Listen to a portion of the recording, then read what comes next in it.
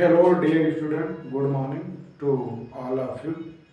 मैं डॉक्टर चंद्रप्रकाश चौधरी।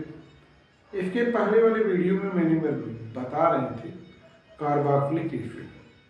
आज मैं बताऊंगा कार्बोक्सिलिक एसिड कैसे बनाया जाता है, method of preparation of carboxylic acid.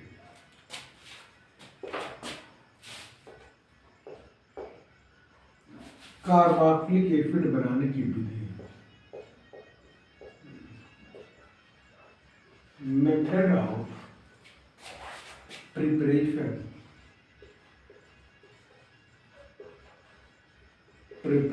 Of method of preparation of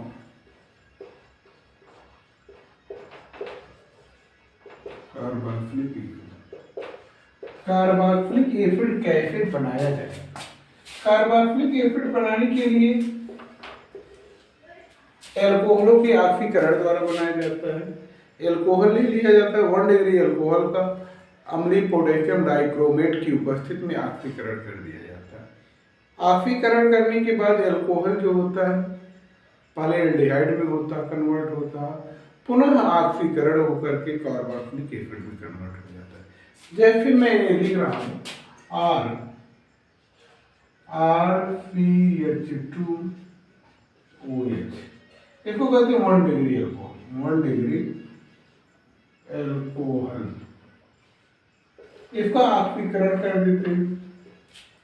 क्या कर देते हैं? ए ऑक्सीडेशन के लिए एक किस्में करते क्या है, अम्लीय पोटेशियम डाइक्रोमेट K2Cr2O7, यहाँ H2SO4 कर देते हैं, या फिर यहाँ लिख देते हैं H+। इसका ऑक्सीकरण करते हैं। मैं यहाँ साइड में बता रहा हूँ ऑक्सीकरण कैसे किया जाता है। ऑक्सीकरण मैं यहाँ आपको बता दे रहा हूँ। ऑक्सीकरण ये ऐसे लिया जाता है, R ले लिए CHHOH। ऑक्सीकरण करने के लिए यहाँ पर H है, यहाँ पर H है, इसी के बगल O लगा दिए, OH हो जाता है। जब OH हो जाता है ऑक्सीकरण करने के पश्चात, तो ये OH जो होता है H2O बन करके निकल जाता है, -H2O बन करके निकल जाता है। बना क्या? ये ऐसे जाता है माइनस और ये ऐसे जाता है ऐसे। यहाँ आया कौन सा चार्ज? यहाँ आया प्लस, यहाँ आया माइनस, अर्थात ये बन जाता है, ये बन जाता है हमारा, ये बनता है RC, यहाँ H डबल बॉन्ड O हो जाता है। ये बन जाता है एल्डिहाइड ALDEHYD। इसका पुनः ऑक्सीकरण होता है, ये बन जाता है एल्डिहाइड RCOH बन जाता है। इसका पुनः ऑक्सीकरण होता है तो O जो होता है यहीं पर फिर O आ जाता है, तो O आ जाता है, ऑक्सीकरण में यही O आ जाता है, तो ये बन जाता है RCOOH। ये जो होता है H जो है पुनः ऑक्सीकरण कर दिया जाता है, पुनः ऑक्सीकरण किया जाता है, तो H की जगह पर OH हो जाता है, तो ये बन जाता है RCFO और ये हो गया OH। इसी को कहते हैं, चाहे ऐसे लिखिए अथवा ये RCOOH, carboxylic acid. Carboxylic acid प्राप्त हुआ। क्या प्राप्त हुआ? Carboxylic acid. 1 डिग्री एल्कोहल लिया, ऑक्सीकरण किया, जैसे ऐसे मैंने बनाया है, तो ये हो जाता है एल्डिहाइड में। ये डाइहाइड्रिक एल्कोहल बनने लगता है, ये अनस्टेबल होता है, अनस्टेबल होता है, तुरंत H2O निकलता है, एल्डिहाइड बन जाता है। एल्डिहाइड का पुनः ऑक्सीकरण होता है, कार्बोक्सिलिक एसिड बन जाता है, कार्बोक्सिलिक एसिड बन जाता है। ये तो एल्कोहल से कार्बोक्सिलिक एसिड बनाने का एक मेथड हुआ। एक मेथड और होता है ग्रिग्नार्ड रीजेंट पर, ये दूसरा मेथड होता है। ये पहला मेथड हुआ एल्कोहल से बनाए, दूसरा मेथड हुआ ग्रिग्नार्ड रीजेंट का CO2 पर अभिक्रिया द्वारा। ग्रिग्नार्ड रीजेंट या ग्रिग्नार्ड अभिकर्मक, ग्रिग्नार्ड अभिकर्मक का ग्रिग्नार्ड अभिकर्मक का CO2 पर अभिक्रिया द्वारा अभिक्रिया से ग्रिग्नार्ड अभिकर्मक का CO2 से अभिक्रिया द्वारा हम क्या बना लेते हैं, मोनोकार्बोक्सिलिक एसिड। मैं यहां ले लेता हूं ग्रिग्नार्ड अभिकर्मक RMgX, ये CO2 पर रिएक्शन कराते हैं। कहाँ? CO2 पर रिएक्शन करा देते हैं। मैं ऐसे लिख देता हूँ CO2। जब इस पर रिएक्शन कराता हूँ ये बॉन्ड ऐसे टूटता है, ये ऐसे टूटता है और ये बॉन्ड ऐसे टूटता है। ये माइनस वाला यहाँ अटैक करता है, इस तरीके से अटैक करता है।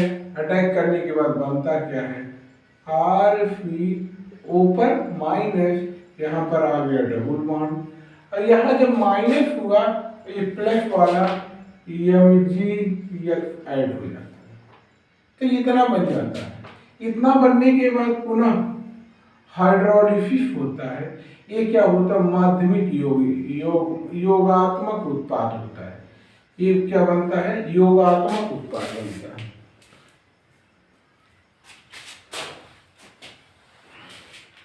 योगात्मक उत्पाद बनता है,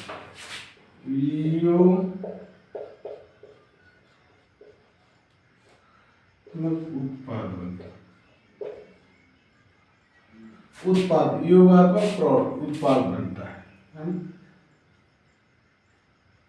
और ये योगात्मक उत्पाद जो होता है अस्थायी होता है। यहाँ पर हाइड्रोलिसिस होता है, HOH ऐसे कर दिया जाता है। यहाँ पे पुनः टूटता है, ये माइनस जाता है, ये प्लस जाता है, जोड़ देता हूँ। अब यहाँ पर हो जाता RCOH हो गया, डबल बॉन्ड ऐसे बना और ये बनता क्या है, MgOH बन जाता है। या RCOH ऐसे लिखे या RCOOH लिखे, कार्बोक्सिलिक एसिड।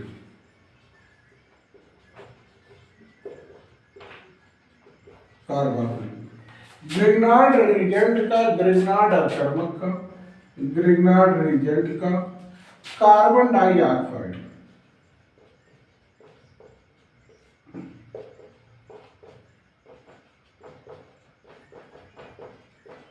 ग्रिग्नार्ड अभिकर्मक का कार्बन डाइऑक्साइड पर क्रिया कराते हैं। ये यही कार्बोनिल कार्बन पर अटैक करता है, CO पर अटैक करता है और R जो है यहाँ जुड़ जाता है, O ऐसे निगेटिव आता है, कि माइनस प्लस वाला पार्ट यहाँ जुड़ जाता है। योगात्मक उत्पाद बनता है, ये अस्थायी होता है, हाइड्रोलिसिस करके कार्बोक्सिलिक एसिड बन जाता है। इस तरीका से हम इसको बनाने की विधि बताएं। Method of preparation of carboxylic acid. Carboxylic acid alcohol के ऑक्सीकरण द्वारा बनाया जाता है और ग्रिग्नार्ड अभिकर्मक का CO2 पर अभिक्रिया द्वारा बनाया जाता है। इसके बाद आता है फिजिकल प्रॉपर्टी, गुण आता है, गुण आता है, भौतिक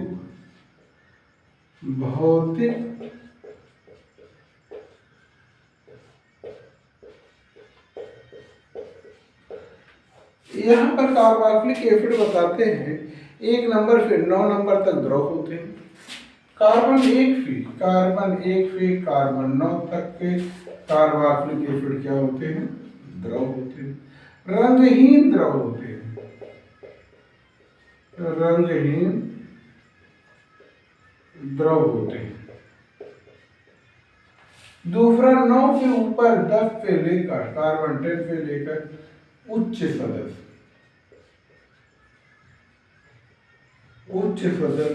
मोम जैसा ठोस होते हैं, मोम जैसा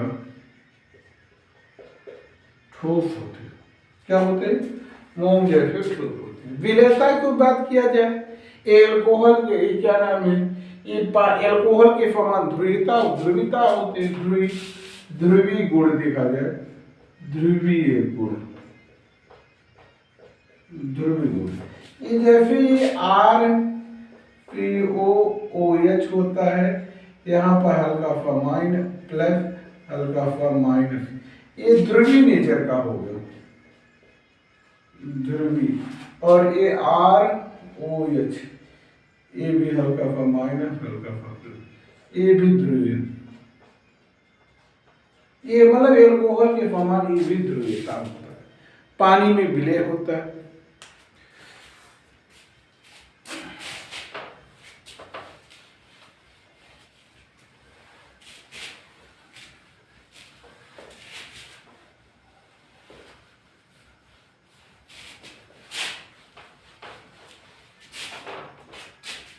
पानी में क्या होता है, ये पानी भी ध्रुवीय होता है। H2O, HOH, ये हो जाता है R3 OH। ये भी ध्रुवीय नेचर का होता है, ध्रुवीय होता है, ये भी ध्रुवीय होता है। दोनों ध्रुवीय नेचर होने की वजह से पानी में घुलनशील होता है, घुलनशील होता है। लेकिन एल्किल ग्रुप की संख्या, एल्किल समूह की संख्या बढ़ने के बाद विलेयता घट जाती है। विलेयता क्या हो जाती है, विलेयता घट जाती है। विलेयता इसलिए घट जाती है, ये ध्रुवीय पार्ट कम और अध्रुवीय पार्ट अधिक होने लगता, विलेयता घट जाती। लेकिन यदि यही ब्रांचिंग होने लगे तो मान लीजिए ये है PH3 PH2 COOH, इसकी विलेयता, और यहाँ पर मैं ऐसे लिख दिया PH3 COOH, 1 2 3 4। अब इसकी विलेयता एक कम भी, ये ज्यादा विलेय हो जाएगा, एक कम विलेय हो जाएगा। अनुभाग ये क्या नाम है, पृष्ठ क्षेत्रफल अध्रुवीय भाग का छोटा में हो जाता है, विलेयता बढ़ जाती है। ये ज्यादा विलेय, पानी में विलेयता इसकी ज्यादा। दूसरी बात, विलेयता के बाद में आता है अगला के प्रॉपर्टी आता है, अगली प्रॉपर्टी जो आता है क्वथनांक वाली बात जो किया जाए, एल्कोहल के समान क्वथनांक वाली जो बात किया जाए, इसमें भी हाइड्रोजन बॉन्ड पाया जाता है, एल्कोहल में भी हाइड्रोजन बॉन्ड पाया जाता है, लेकिन इसका क्वथनांक ज्यादा होने लगता है। ये डाइमर बना लेता है, साइक्लिक डाइमर बना लेता है। चल अगला, ये बहुत इंपॉर्टेंट गुण है इसका, एसिडिक नेचर, अम्लीय गुण। क्या रासायनिक गुण में आते हैं, केमिकल प्रॉपर्टी में आते हैं, पीएच रासायनिक गुण में आते हैं, रासायनिक गुण में आते हैं। अम्लीय नेचर, अम्लीय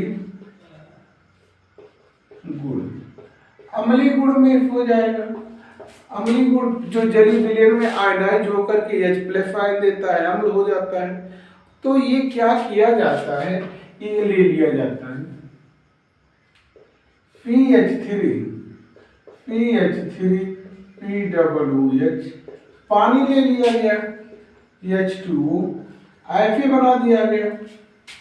ये करता क्या है, ये PH3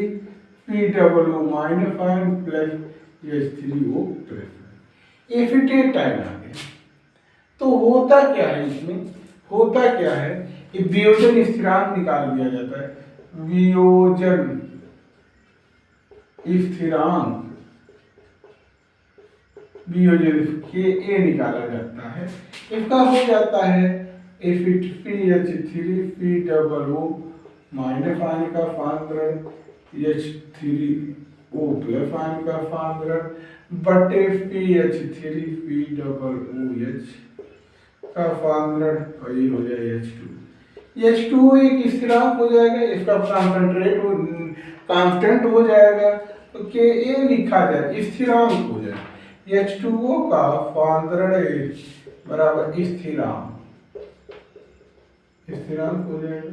तो ये लिखा क्या जाएगा, K a equal to CH3 COO minus ion, और ये हो जाएगा H3O प्लस, और ये FT। अर्थात यहाँ से आयनन हो करके, यहाँ से आयनन हो करके इसमें चला गया है, ये यहाँ पे निकला है, यहाँ आ गया है। इससे साबित होता है के ए का मान बढ़ने पर, के ए का मान बढ़ने पर अम्लीयता बढ़ती है। के का मान बढ़ने पर अम्लीयता बढ़ जाती है।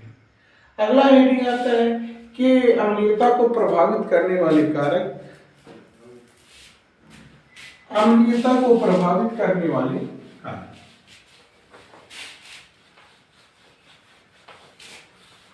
अम्लीयता को प्रभावित करने वाले कारक, अम्लीयता को दो कारक प्रभावित करते हैं।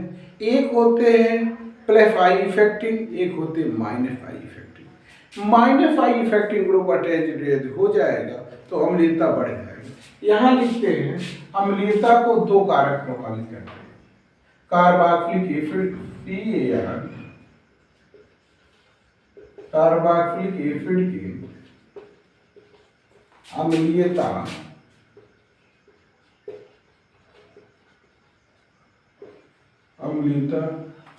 दो कारक द्वारा, तो दो प्रकार से प्रभावित होती है।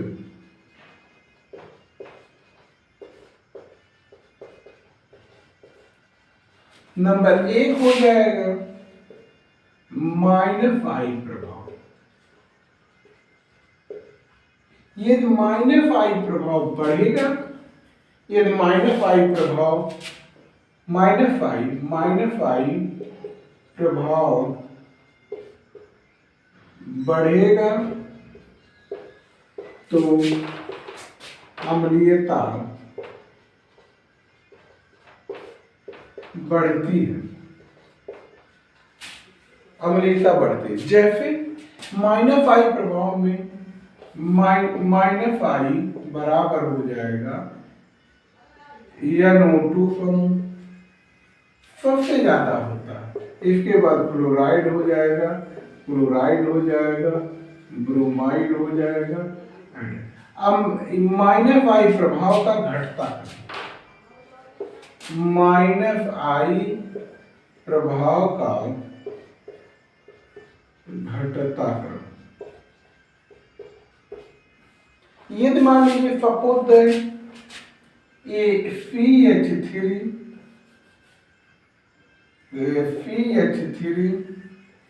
मैं ऐसे लिखता CH2 Cl, और ये हो जाएगा COOH, और ये लिख देता, ये तो क्लोरीन में फ्लोरीन बना दे, दूसरा CH2 Cl COOH, फ्लोरो एफ्टिक, फ्लोरो एसिटिक अम्ल, इसका नाम होता है फ्लोरो एसिटिक। अब कौन ज्यादा अम्लीय होगा, ज्यादा प्रभाव इसका है, तो अर्थात अम्लीय गुण इसका बढ़ा, ये अम्लीय ज्यादा हो जाएगा, अम्लीय फ्लोरोएफ्टिक एसिड ज्यादा अम्लीय होगा, क्योंकि इलेक्ट्रॉन को अपनी तरफ अट्रैक्ट करता है, और ये ज्यादा अम्लीय हो जाएगा, ये ज्यादा अम्लीय हो जाएगा, क्योंकि इसकी बैक्टीरियल ऋणात्मकता क्लोरीन की अपेक्षा ज्यादा है। दूसरी बात, मैं अगला एग्जाम्पल लिख देता हूं। दूसरा मान लीजिए,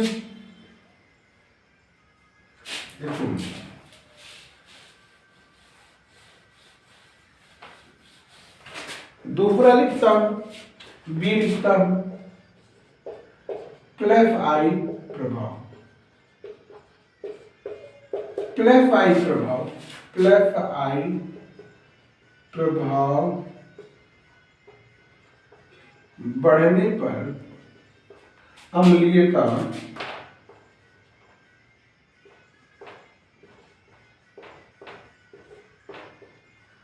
घटती है।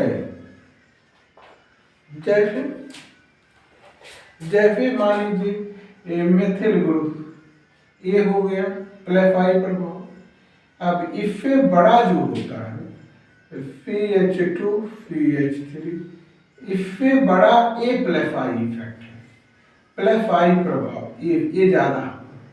मैं इसको लिखता हूं CH3 COOH, पुनः लिखता हूं CH3 CH2 COOH।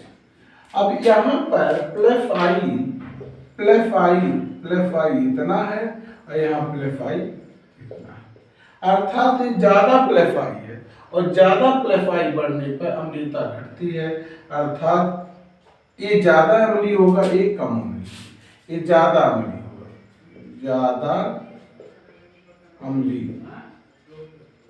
दूसरी बात मैं यहां लिख देता हूं, एक ऐसे लिख दिया HCOOH, दूसरा लिख दिया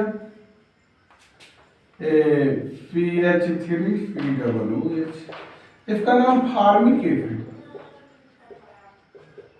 फार्मिक एसिड, इसका नाम एस्टिक एसिड, एस्टिक एसिड।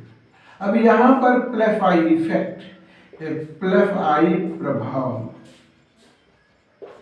ज्यादा है, इसलिए कम अम्लीय होगा, कम अम्लीय होगा। ये जो होगा ये कम अम्लीय होगा, ये एक कम अम्लीय होगा, ये ज्यादा अम्लीय होगा। दूसरा एग्जांपल मैं ले लेता हूं, एक ले लेता हूं एस्टिक एसिड ले लेता हूं, एक ले लेता हूं CH3 COOH ले लिया और एक ले लिया CH2 Cl ले लिया COOH। यहाँ ये प्लस आई प्रभाव है और यहाँ माइनस आई प्रभाव,